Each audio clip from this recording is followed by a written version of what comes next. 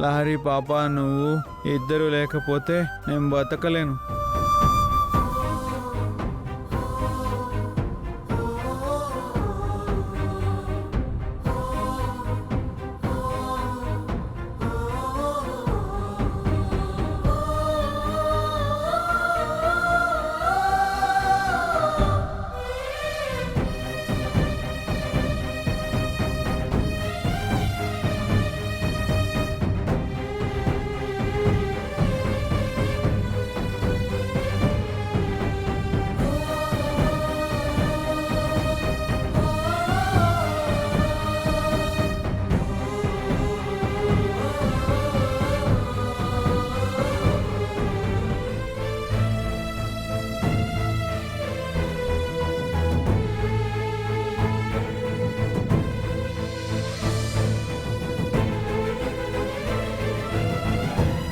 చూడు సత్య, నాకు నువ్వంటే ప్రాణం. నాకు లహరి పాప అంటే ఎంత ప్రాణమో నువ్వంటే కూడా అంతే ప్రాణం. లహరి పాప, నువ్వు ఇద్దరు లేకపోతే నేను బతకలేను.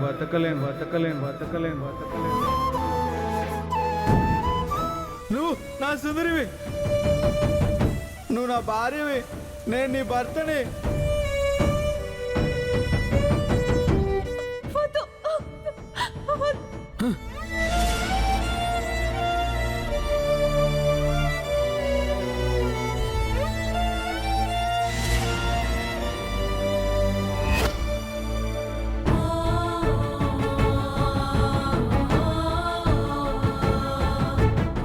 కృష్ణ మోకాళ్ళ మీద మెట్లెక్కుతూ గుళ్ళో నీ కోసం పూజలు జరిపిస్తున్నాడమ్మా.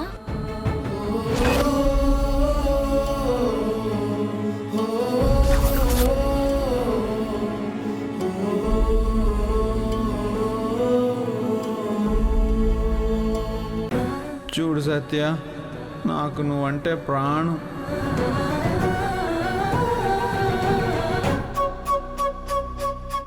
నాకు లహరి పాప అంటే ఎంత ప్రాణమో నువ్వంటే కూడా అంతే ప్రాణం.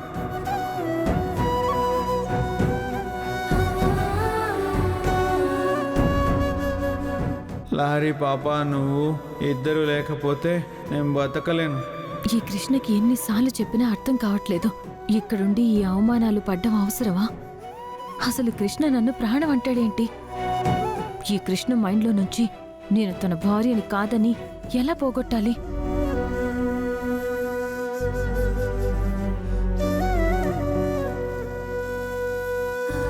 ఏమన్నా అంటే నన్ను కాపాడడానికి వచ్చాను అంటాడు. నాకు ఈ తలనొప్పేంటి?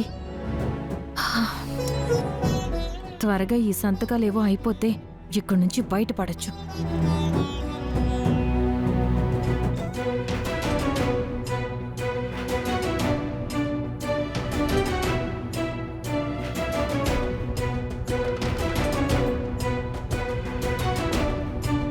త్రిపురమ్మ గారు ఎలా ఉన్నారు? ఇప్పుడు మీ ఒంట్లో ఎలా ఉంది? ఎవరండి మీరు?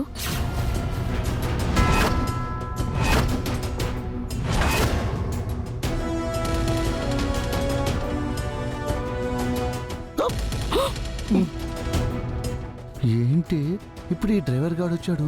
వాడు నిజం చెప్పడానికి వచ్చుంటాడంటావా? అబ్బా, నువ్వు కంగారు పడకయ్యా. అసలు ఎందుకు వచ్చాడు ఏంటో కనుక్కుందాం పద. హేరా, బాగున్నావా? బాగున్నానండి. దుబాయ్లో ఉంటున్నావంటగా, ఎప్పుడొచ్చావు? ఈ మధ్య వచ్చానండి. అమ్మగారు ఎలా ఉన్నారు? నేను బానే ఉన్నానురా, నువ్వెలా ఉన్నావు? నేను బాగున్నానమ్మా. ఇదేంటి అక్క డ్రైవర్ని గుర్తుపట్టినట్టు అలా మాట్లాడుతోంది? అక్క, ఆయన్ని దుబాయ్ నుంచి వచ్చాక కలవాలని చెప్పి చాలాసార్లు అన్నావు కదా.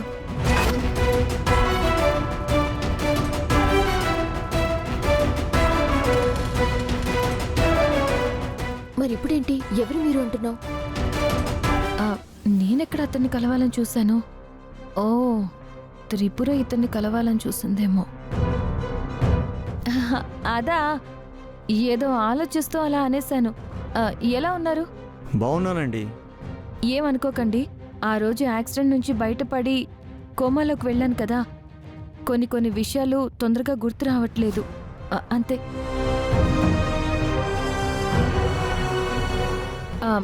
మా తాతయ్య గారి గురించి ఏమైనా తెలిసిందా?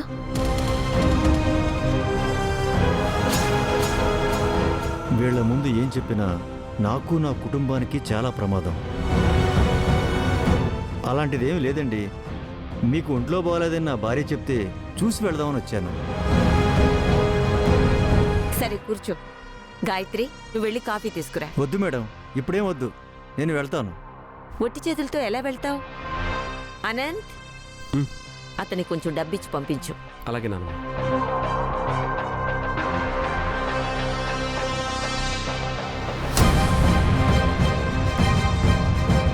తీసుకోండి. అయ్యో పర్లేదండి, అయ్యో పర్లేదు, ఉంచండి, తీసుకోండి. మీ సొమ్ము తింటూ నిజాన్ని దాచేస్తున్నాను. టైం చూసి మీకు జరిగిన విషయం చెప్తాను. వెళ్ళొస్తానమ్మగారు. మంచిది, వెళ్ళిరా. వస్తానమ్మా. ఆ,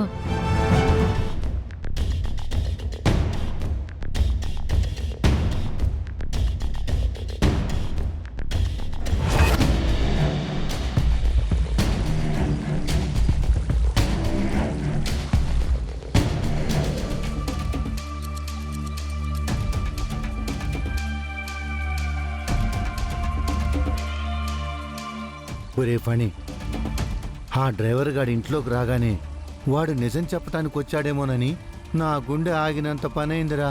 అమ్మా, అవునరా, ఈ రోజుతో మనకి ఈ ఇంట్లో నూకలు చెల్లిపోయాయని దడుచుకుని చచ్చాను. అయినా ఫణి, వచ్చిన డ్రైవర్ ఏమీ మాట్లాడకుండా కామ్గా త్రిపుర అనుకొని సత్యవంక చూసి వెళ్ళిపోయాడేంటి? అదే నాకు అర్థం కావట్లేదు. వాడికి జరిగింది గుర్తులేదా? అసలు మీరు మావయ్య గారిని చంపింది వాడు చూడలేదా? అబ్బా, గట్టిగా అరవకే. ఆ, అతనికి నిజం తెలిస్తే ఎందుకు ఎన్ని రోజులు చెప్పకుండా ఆగుతాడు? పనికి మాకు భయపడి చెప్పలేదేమో. ఏంటో ఆ డ్రైవర్ గాడికి ఎంతవరకు తెలుసో ఏంటో. ఏంటో. పోనీ నేను ఆ డ్రైవర్ గారిని మాటల్లో పెట్టి విషయం తెలుసుకోమంటావా? వద్దు నాన్న, అనవసరంగా మన గొయ్యి మనమే తవ్వుకున్నట్టు అవుతుంది. ఓ, మరి ఆ డ్రైవర్ని అలా ఎలా వదిలేస్తాం ఫణి? వదిలేస్తానని ఎలా అనుకున్నావు? వాడు దుబాయ్ నుంచి వచ్చాడు కదా, ఇక నుంచి వాడి మీద నిఘా పెడతాను. ఎందుకురా వాడిని చంపేయ్. ఏ, అలా అందరినీ చంపుకుంటూ పోతే మనం దొరికిపోతాం. నువ్వు వాడికి పిచ్చి సలహాలు ఇవ్వకే. అబ్బా, వాడికి నిజం తెలిసేలోపే కనుక్కుందాం. తర్వాత వాడిని బెదిరించాలా, లేక డబ్బులతో వాడు నోరు మూయించాలా, లేక వాడిని చంపి నిజాన్ని శాశ్వతంగా దాచాలా అనేది డిసైడ్ చేద్దాం. అప్పటి వరకు ఆ డ్రైవర్ని ఎవ్వరూ కదపొద్దు. వాడి సంగతి నేను చూసుకుంటాను.